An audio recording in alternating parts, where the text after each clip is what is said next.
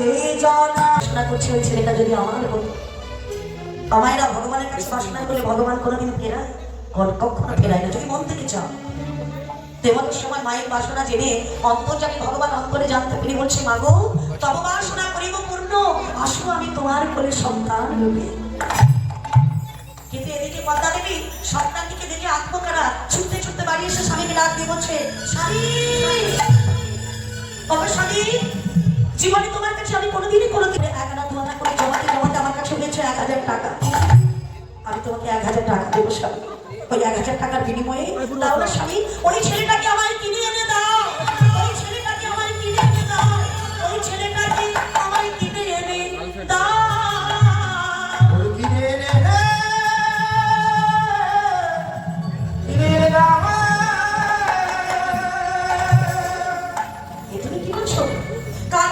জানি না, চিনি না, শুনি না, কে তার বাবা মা কিছুই জানি না, তাকে তুমি টাকা দিয়ে কিনতে চাইছো?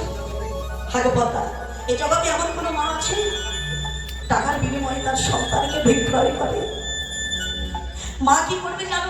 কোনোদিন নিজের সন্তানকে বিক্রয় করে না টাকার বিনিময়ে। বলো না পদ্মা, একথা তুমি আমার ভ্রমণ জীব মোহিত হবে। জগতে এসেছো, কর্ম ভালো করো। তোমার কর্ম যদি ভালো থাকে, সৎ কর্ম থাকে, কর্ম থাকে, তাহলে ভগবান নিশ্চয়ই তোমার পাশে থাকবে। তবে তাই বলে তুমি আত্মহত্যা করো না। জীবনে সুখ আসে দুঃখ আসে, দুটোই তোমায় নিতে হবে। তবে একটা কথা জানবে, দুঃখ থাকলে তোমার সুখ অবশ্যই আছে দরজার সম্মুখে, আর সুখ চলে গেলে দুঃখ তো আসবে। চিন্তা করো না, জীবনে কোনোদিন আত্মহত্যা করো না। তবে স্বামী ওই ছেলেটাকে তুমি এনে দাও। বেশ বেশ, ওগো কথা, আমি তোমার কথা দিচ্ছি, আমি তোমার ছেলে এনে দেবো। কিন্তু একটা কথা, কার ঘরে ছেলে আমি তো তাকে জানি না, তুমি আমার কয়েকদিন সময় দাও, আমি তোমাকে ছেলে এনে দেবো। বেশ। বাসুদেব ঘোষ বড় চিন্তায় পড়লেন, ছেলেটাকে জানিও না, চিনিও না, কার ঘরের ছেলে জানি না। বলে, স্বামী সুরধনী গঙ্গার তীরে গেলেই তুমি দেখতে পাবে, আমাকে জানতে পাবে। পরের দিন সকালবেলা চললেন কোথায়? সুরধনী গঙ্গার তীরে। আর যেতে যেতে পরম হরে কৃষ্ণ নাম গেছে, কৃষ্ণ নব শ্রীকৃষ্ণের নাম রে, ভজ শ্রীকৃষ্ণ জপ শ্রীকৃষ্ণ লভ শ্রীকৃষ্ণের নাম রে, ভজ শ্রীকৃষ্ণ জপ শ্রীকৃষ্ণ লভ শ্রীকৃষ্ণের নাম রে। যে জনা শ্রী কৃষ্ণ ভজে সে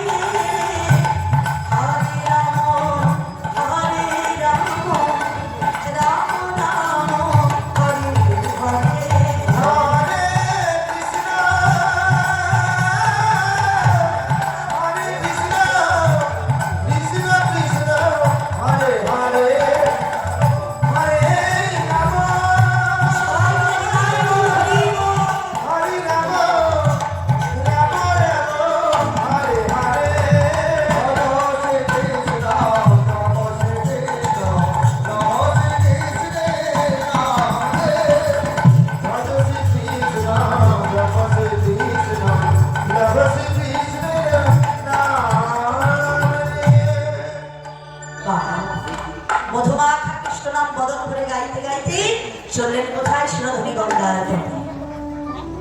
সুরধনী গঙ্গার তীরে গিয়ে অপরূপ দৃষ্টিতে তাকিয়ে আছে।